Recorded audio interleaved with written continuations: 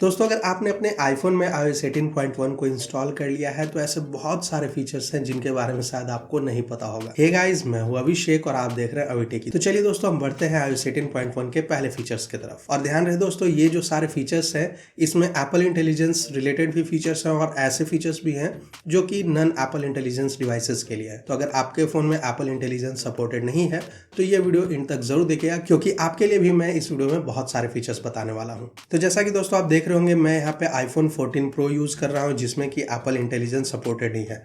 तो मैं कुछ ऐसे फीचर्स बताऊंगा जो कि iOS 18.1 में मिलते हैं हमें, और वो भी नॉन एप्पल इंटेलिजेंस डिवाइसेस में। तो पहला दोस्तों यहाँ पे जो फीचर है वो है कंट्रोल सेंटर से लेकर। जी हाँ दोस्तों, अब आप अपने आईफोन में कनेक्टिविटी टॉगल्स को कुछ इस तरह से ऐड कर पाएंगे। जैसे पहले हम यहाँ पे कनेक्टिविटी टॉगल्स के लिए कुछ इस तरह से एक बॉक्स मिलता था जिसमें कि सारे ऑप्शंस आपको दिखते थे, लेकिन अब आप यहाँ पे आसानी से मल्टीपल कनेक्टिविटी टॉगल्स वो आप ऐड कर पाएंगे। ऐड करने के लिए सिंपली आपको यहाँ प्लस बटन पे टैप करना है और ऐड अ कंट्रोल में जाइए, और उसके बाद दोस्तों आपको स्क्रॉल करना है नीचे और कनेक्टिविटी में आपको सारे टॉगल्स दिख जाएंगे, जैसे aeroplane mode, cellular data, air drop, personal hotspot, Bluetooth, VPN, wifi. ये जो सारे टॉगल्स हैं वो आपको सिंगल दिखने शुरू हो जाएंगे। हालांकि यहाँ पे कनेक्टिविटी में ये सारी चीजें हैं, लेकिन अगर आप चाहते हैं मिनिमल लुक रखना अपने आईफोन में तो कुछ आप इस तरह से इसको टैप करके होल्ड करिए और उसके बाद अपने आईफोन में कंट्रोल्स को ऐड कर दीजिए।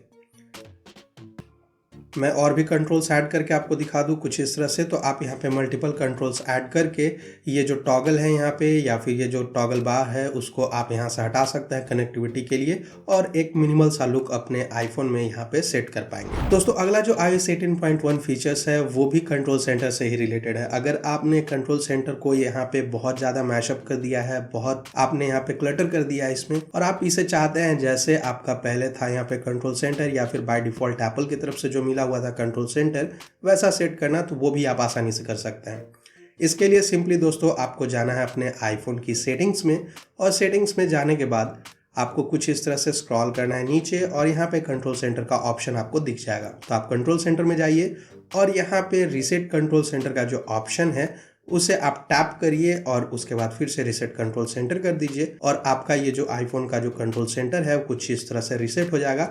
आप पहले देख रहे होंगे यहाँ पे मल्टीपल्स मेरे एडेड थे, सिंगल कंट्रोल्स भी एडेड थे, लेकिन वो सारे यहाँ पे रीसेट हो गए, और ये एप्पल की तरफ से जैसे कंट्रोल सेंटर हमें मिलता है वैसा ही कंट्रोल सेंटर आपको देखने को मिलेगा। तो कुछ इस तरह से आप अपने आईफोन में कंट्रोल्स को रीसेट भी कर पाएंगे। दोस्तों iOS 18 में बहुत सारे एप्पल इंटेलिजेंस के फीचर्स थे जो कि iOS 18.1 में इनेबल किए गए, लेकिन ऐसे भी बहुत सारे फीचर्स हैं जो कि नॉन एप्पल इंटेलिजेंस डिवाइसेस के लिए भी हैं।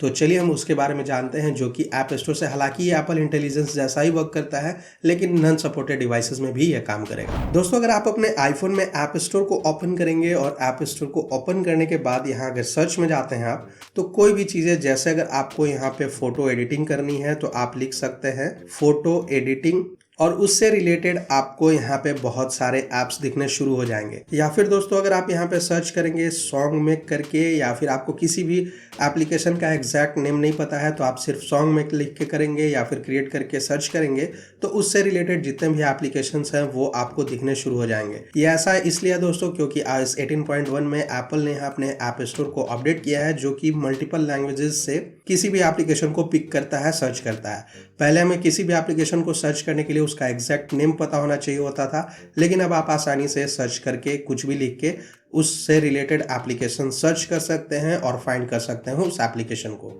दोस्तों अगला जो फीचर है iOS 18.1 का वो है फोन लाइन से रिलेटेड। अगर आप अपने आईफोन में किसी को भी कॉल करने जाते हैं दोस्तों, तो कुछ इस तरह से आप यहाँ पे नंबर टाइप करेंगे और उसके बाद आपको यहाँ पे बगल में एक ऑप्शन मिल जाता है जिससे कि आप आसानी से अपने यहाँ प्रेफर्ड लाइन को सिलेक्ट कर सकते हैं, फ़ोन लाइन को, कि किस लाइन से आप कॉल करना चाहते हैं या फिर मैसेज वगैरह करना चाहते हैं। तो ये एक अच्छा फीचर है दोस्तों, लेकिन ये पहले भी होता था।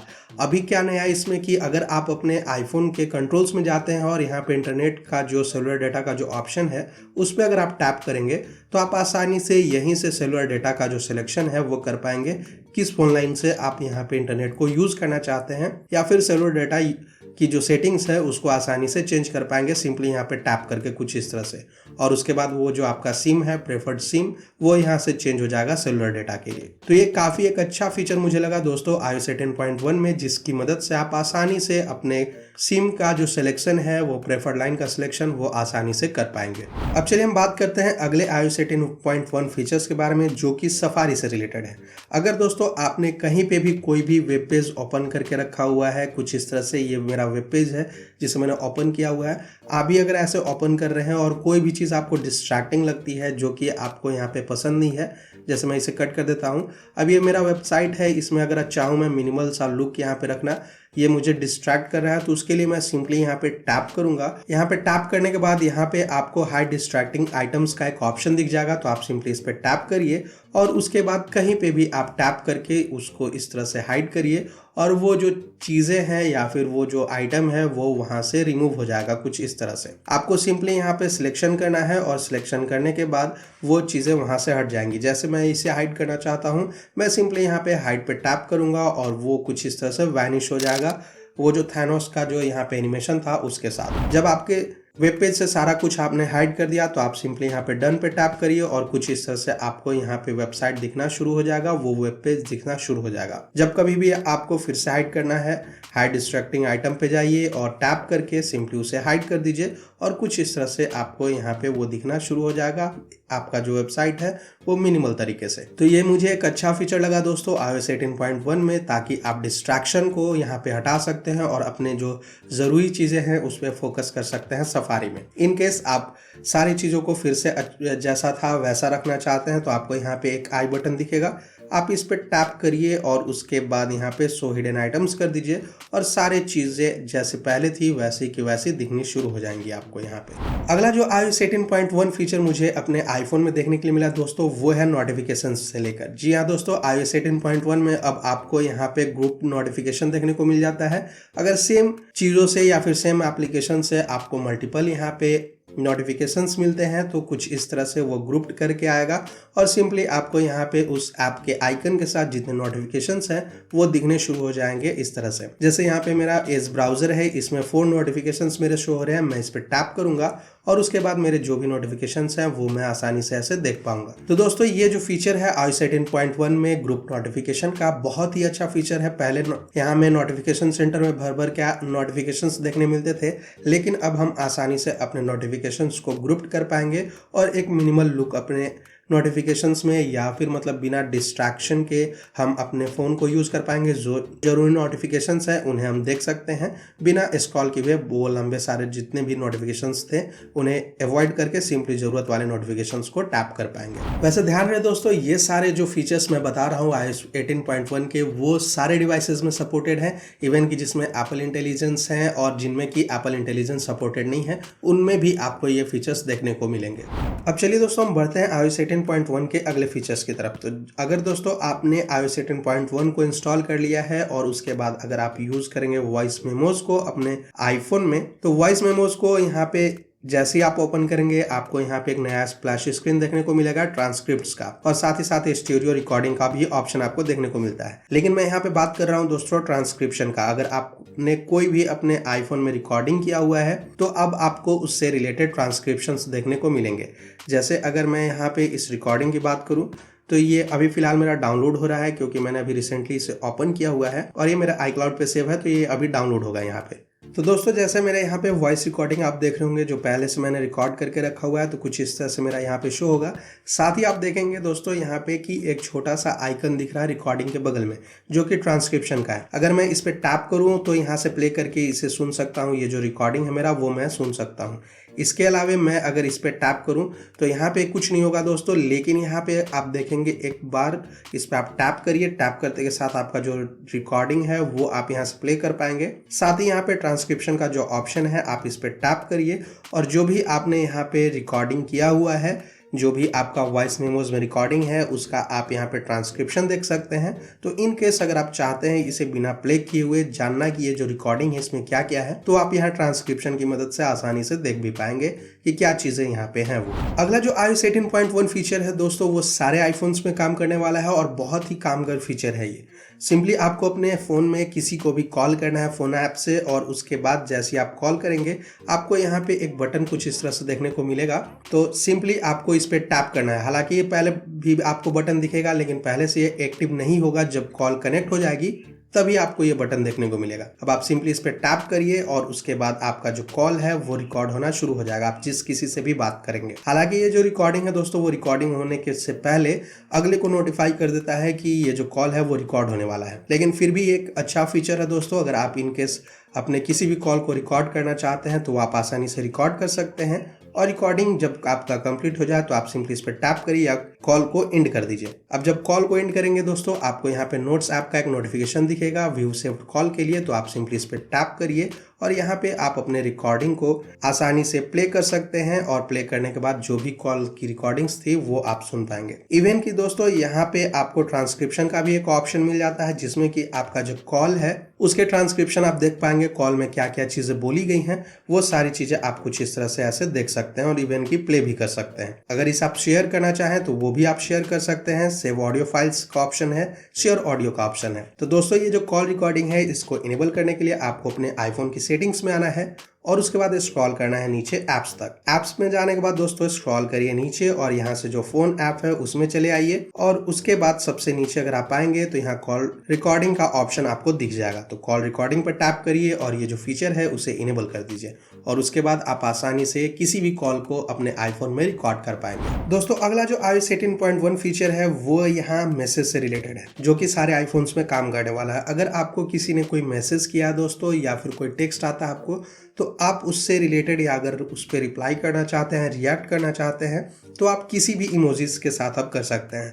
सिंपली आपको टैप करना है उस मैसेज पे और यहाँ पे रिएक्शन के लिए आपको यहाँ पे मल्टीपल ऑप्शंस दिख जाएंगे। लेकिन दोस्तों अब आप देखेंगे यहाँ पे कि इतने ही ऑप्शंस हैं। इन केस अगर आप चाहते हैं किसी कस्टम इमोजी के साथ यहाँ पे रिप्लाई करना, तो सिंपली आपको यहाँ पे स्वाइप करने के बाद ये जो इमोजी बटन है उस पर टैप करना है और टैप करने के बाद आपको यहाँ पे इमोजी के सारे ऑप्शंस दिखने शुरू हो जाएंगे। अब आप चाहें तो एज ए स्टिकर भी यहाँ पे कोई स्टिकर आपने क्रिएट करके रखा हुआ है तो वो भी आप कर सकते हैं, उससे रिलेटेड मतलब यहाँ पे रिप्लाई कर सकते हैं, रिएक्ट कर सकते हैं। इवन कि अगर इमोजी आपने क्रिएट किया हुआ है तो वो भी आप कर पाएंगे। जैसे मैंने यहाँ पे एक इमोजी क्रिएट किया हुआ है, मैं इससे अगर रिएक्ट करना चाहूँगा तो कुछ इस तरह से मैं सेलेक्ट करूँगा और उसके बाद उस मैसेज पे रिएक्शन चला जाएगा उस इमोजी या फिर स्टिकर के साथ। तो अब आप अपने आईफोन में किसी भी टेक्स्ट पे कस्टम इमोजी के साथ रिएक्ट कर सकते हैं या फिर कोई भी स्टिकर के साथ यहाँ पे आप किसी भी मैसेज पे रिएक्शन अपना सेंड कर सकते हैं। तो फीचर है दोस्तों वो है क्लीनअप से रिलेटेड। आप अगर आपने अपने आईफोन को iOS 18.1 पे इंस्टॉल कर लिया है तो एप्पल इंटेलिजेंस के फीचर्स आपके आईफोन में इंस्टॉल हो जाएंगे, इनेबल हो जाएंगे। तो मैं यहाँ पे फोटोज ऐप को ओपन करता हूँ दोस्तों और किसी भी फोटोज को यहाँ पे ओपन करूंगा जिससे कि मैं किन्हीं भी चीज़ों को हटाना चाहता हूँ। क्लीनअप फीचर बेसिकली एक ऐसा फीचर है जिसमें कि आप अनवांटेड चीज़ों को, ऑब्जेक्ट्स को आप आसानी से फोटोज में रिमूव कर पाएंगे। तो यहाँ पे 3 कप चाय रखा हुआ है, मैं चाहता हूँ ये जो कप है यहाँ से रिमूव हो जाए, तो उसके लिए मैं सिंपली यहाँ पे टैप करूंगा ये जो एडिट बटन है इस पे और उसके बाद यहाँ से दोस्तों क्लीनअप का मुझे ऑप्शन दिखेगा। तो मैं सिंपली क्लीनअप पे टैप करूंगा और टैप करने के बाद मुझे जिस भी चीज को यहाँ से रिमूव करना है मैं उसको कुछ इस तरह से ऐसे सर्कल करूंगा। तो देखा आपने दोस्तों यहाँ पे उसने कैसे आसानी से, मैंने जैसे ही यहाँ सर्कल किया, सर्कल करने के बाद उस चीज को यहाँ से हटा दिया। अगर मैं चाहता हूँ इसे भी रिमूव करना तो मैं ऐसे सिलेक्ट करूंगा और वो वहां से रिमूव कर देगा उस ऑब्जेक्ट को। ये दोस्तों सिर्फ ऐसी ही चीजों में काम नहीं करेगा, अगर आप चाहते हैं किसी फोटोज से किन्हीं को रिमूव करना तो वो भी आप कर सकते हैं। जैसे अगर मैं इस फोटोज़ में आपको दिखाऊं, इस फोटोज़ में मैं चाहता हूं कि ये जो पीछे कार वगैरह है मैं उसे रिमूव करूं, तो सिंपली मुझे इस पर टैप करके क्लीनअप सेलेक्ट करना होगा और क्लीनअप सेलेक्ट करने के बाद मैं कुछ इस तरह से ऐसे सेलेक्ट करूंगा और वो जो चीज़ें हैं पीछे से बैकग्राउंड की वो सारी चीज़ें यहाँ से हट जाएंगी कुछ इस तरह से और उसके बाद मैं इसे सेव कर दूंगा। सेव करने के बाद वो जो फोटो है मेरा वो सेव हो जाएगा मेरे फोटोज़ ऐप में। तो देखा दोस्तों आपने कितना आसान है किसी भी चीज़ों को क्लीनअप टूल्स की मदद से आसानी से अपने आईफोन से या फिर अपने आईफोन की फोटोज से किसी को भी रिमूव करना। अगला जो फीचर है दोस्तों iOS 18.1 का, वो भी यहाँ पे एप्पल इंटेलिजेंस रिलेटेड ही फीचर है और वो फोटोज ऐप में काम करेगा। जैसे अगर मेरा ये फोटोज है, ये फोटो मैंने ओपन किया और मैं चाहता हूँ किसी के फेस को यहाँ पे ब्लर करना या फिर हाइड करना, जिसका फोटो मैं मतलब फेस जिसका मैं अपने फोटोज़ में नहीं दिखाना चाहता हूँ, तो मैं सिंपली क्लीनअप पे जाऊँगा दोस्तों और कुछ इस तरह से मैं चाहता हूँ मेरा जो फेस है वो यहाँ पे ब्लर हो जाए, तो मैं सिंपली ऐसे कुछ इस तरह से करूँगा और ये जो मेरा फोटो है या फिर जो मेरा इमेज है उससे मेरा जो फेस है वो ब्लर हो जाएगा। तो दोस्तों ये काफ़ी एक अच्छा फीचर मुझे लगा, आसान तरीका लगा किसी भी लोगों को ब्लर करने के लिए। अगर आप चाहते हैं किसी का फेस अपने फोटोज़ में ना दिखाए और ब्लर करना चाहते हैं किसी के फेस को, तो आप आसानी से क्लीन अप टूल की मदद से किसी के भी फेस को ब्लर कर पाएंगे या फिर हाइड कर पाएंगे। दोस्तों अगला जो फीचर है वो भी फोटोज ऐप से रिलेटेड है, लेकिन ये एप्पल इंटेलिजेंस वाले डिवाइसेस में ही काम करेगा। तो सिंपली आपको यहाँ पे सर्च पे जाना है। अब सर्च में जाने के बाद दोस्तों आप सर्च कर सकते हैं जैसे कि आईफोन लिखकर। वीडियोस में अगर किसी भी वीडियोस में आपने आईफोन को दिखाया है, अगर आप उसे सर्च करेंगे तो आईफोन रिलेटेड जो भी वीडियोस है वो आपको यहाँ पे दिखने शुरू हो जाएंगे या फिर फोटोज दिखने शुरू हो जाएंगे। इवन कि उस वीडियो में अगर टेक्स्ट भी अगर आईफोन से रिलेटेड है, कोई टेक्स्ट वगैरह है, तो वो भी आपको यहाँ पे दिखना शुरू हो जाएगा। आप सिंपली लिख सकते हैं शोइंग आईफोन। तो जितने भी वीडियोस में आपने आईफोन को दिखाया है वो आप आसानी से कुछ इस तरह से देख सकते हैं, आसानी से सर्च कर सकते हैं।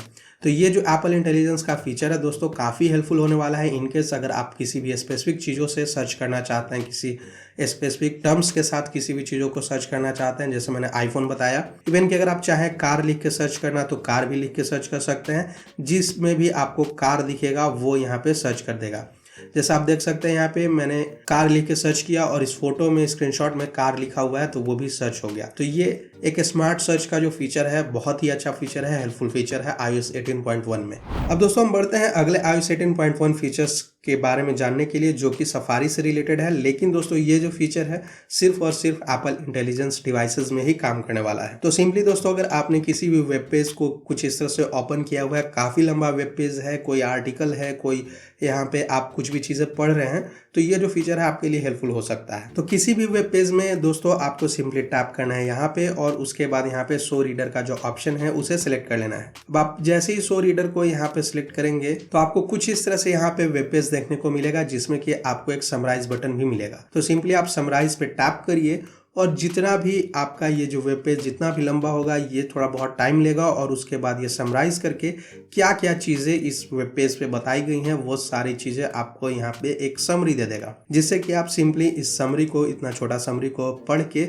समझ सकते हैं कि इसमें क्या क्या चीज़ें आपको बताई गई हैं इस पूरे वेब पेज में। वो यहाँ पे आप समरी के थ्रू आसानी से समझ पाएंगे। तो लॉन्ग आर्टिकल्स को अगर पढ़ना पे अवॉइड करना चाहते हैं तो ये जो समरी फीचर है वो आपके लिए काफ़ी हेल्पफुल हो सकता है। दोस्तों हम बात कर रहे हैं समरी की, तो समरी जो फीचर है वो आपके मेल ऐप में भी काम करता है। अब आपको मेल ऐप को ओपन करना है और ओपन करने के बाद आप जैसे यहाँ मेल ऐप को ओपन करेंगे आपको ऊपर में समरी का एक ऑप्शन दिखेगा। तो मेल्स भी अगर आपको लॉन्ग मेल्स मिले हुए हैं, ईमेल्स आया हुआ है, आप उसे पूरा नहीं पढ़ना चाहते हैं, तो सिंपली आप यहाँ समराइज पे टैप करिए और समराइज करने के बाद यहाँ पे आपको एक समरी मिल जाएगा। जैसे कि यहाँ पे मुझे मिला find my has been disabled on Abhishek Dubey's iPhone. तो ये जो मेरा जो डिवाइस है उसके बारे में मेल मुझे मिला हुआ था फाइंड माई डिसेबल करने के लिए, तो उसका समरी मुझे कुछ इस तरह से इतना छोटा मिल गया। अब मैं इसे पढ़ के आसानी से समझ सकता हूँ कि ये जो मेरा मेल है वो किससे रिलेटेड है। तो कुछ इस तरह से मेल ऐप में भी ये जो समरी फीचर है एप्पल इंटेलिजेंस का समराइज फीचर वो आपके लिए काफ़ी हेल्पफुल होने वाला है अगर आपने अपने आईफोन को iOS 18.1 पे इंस्टॉल किया हुआ है। दोस्तों अगला जो iOS 18.1 फीचर है वो है कॉल रिकॉर्डिंग से रिलेटेड। लेकिन दोस्तों आप ये सोचेंगे कॉल रिकॉर्डिंग से रिलेटेड जो फीचर था वो तो हमने पहले देख लिया, लेकिन दोस्तों ये जो फीचर है वो एप्पल इंटेलिजेंस रिलेटेड है, जो कि अगर आपके फोन में एप्पल इंटेलिजेंस है तभी कॉल रिकॉर्डिंग में आपको वो देखने को मिलेगा। सिंपली दोस्तों अगर आप किसी भी कॉल को रिकॉर्ड करते हैं तो रिकॉर्ड करने के बाद कुछ इस तरह से आपको यहाँ पे ट्रांसक्रिप्शन देखने को मिलता है कॉल रिकॉर्डिंग का, लेकिन उसके साथ ही दोस्तों आपको एक नया ऑप्शन मिल जाता है समरी का, जिसमें कि अगर आप इस पे टैप करेंगे तो कॉल रिकॉर्डिंग में या फिर उस कॉल पे क्या क्या बातें की गई हैं वो आपको यहाँ एज अ समरी दिखाया जाएगा। और उसके बाद फिर आप सिंपली बिना उस रिकॉर्डिंग को सुने हुए समझ सकते हैं कि क्या कॉन्टेक्स्ट था उस कॉल का या फिर उस कॉल में क्या बातें की गई थी। वो सारी चीज़ आप यहाँ समरी के थ्रू आसानी से समझ सकते हैं। तो ये जो समरी फीचर है वो एप्पल इंटेलिजेंस रिलेटेड डिवाइसेस में ही काम करेगा। ऐसा नहीं है कि अगर आपके पास आईफोन 14 प्रो वगैरह है या फिर 15 प्रो से पहले के जो डिवाइस हैं वो आपके पास हैं तो ये जो समरी फीचर है कॉल रिकॉर्डिंग में वो आपके डिवाइस में काम नहीं करेगा। दोस्तों अगला जो iOS 18.1 फीचर है वो है यहाँ पे आईफोन 16 सीरीज के आईफोन्स के लिए, जिसमें कि आपको कैमरा कंट्रोल बटन दिख जाता है। दोस्तों पहले आप अपने आईफोन में कैमरा कंट्रोल को ऐसे प्रेस करके कैमरा को ओपन कर सकते थे, लेकिन इसमें सिर्फ और सिर्फ बैक कैमरा का ही यूज आप कर पाते थे। लेकिन दोस्तों अगर अब आपने अपने आईफोन में iOS 18.1 को इंस्टॉल कर लिया है तो सिंपली अब आप यहाँ पे टैप करके कुछ इस तरह से फ्रंट कैमरा को एक्टिवेट कर सकते हैं और इसके साथ ही आप सेल्फी भी ले सकते हैं सिर्फ और सिर्फ कैमरा कंट्रोल की मदद से। दोस्तों अब हम बात करते हैं iOS 18.1 के अगले फीचर्स के बारे में, जो कि यहाँ पे एप्पल इंटेलिजेंस का जो राइटिंग टूल्स है उससे रिलेटेड है। दोस्तों पहले आपको राइटिंग टूल्स को यूज़ करने के लिए कहीं पे भी मतलब सिर्फ और सिर्फ आपको नोट्स में जाके एप्पल इंटेलिजेंस को एक्टिवेट करना होता था या फिर राइटिंग टूल्स को।